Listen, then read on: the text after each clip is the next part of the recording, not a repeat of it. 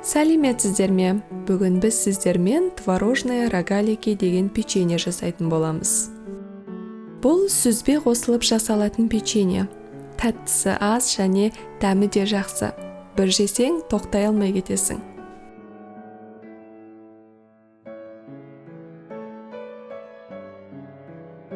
Бөлме температурасындағы сары майға сүзбені салып, блендермен немесе шаншықмен еземіз.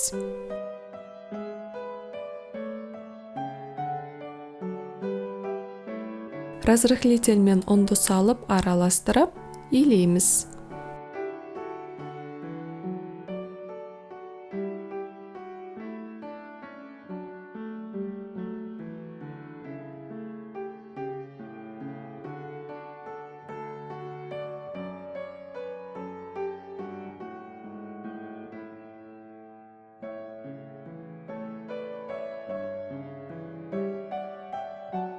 Астына аздап ұн сеуіп отырып, қамырды дөңгелек қылып, барынша жұқа етіп жаямыз.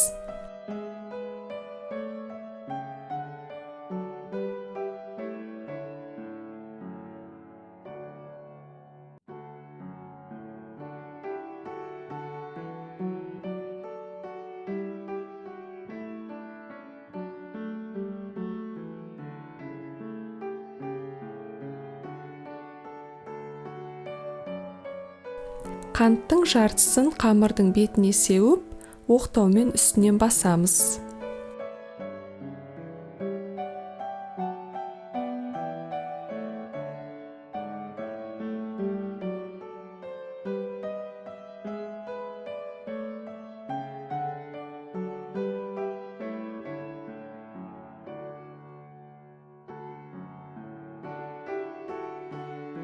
Қамырды видеода көрсетілгендей 16 бөлікке бөлеміз.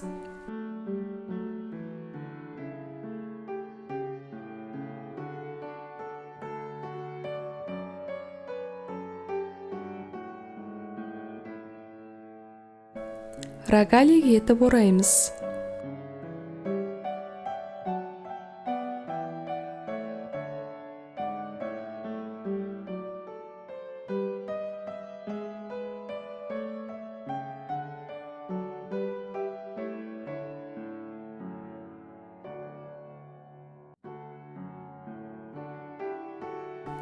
Әрқайсысын қантқа матырып, противенге тіземіз.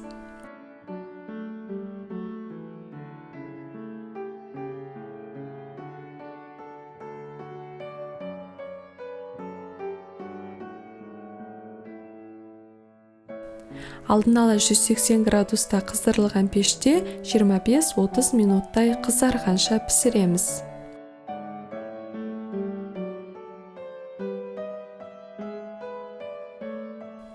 Печеньелер дайын, дәмі маған ұнады.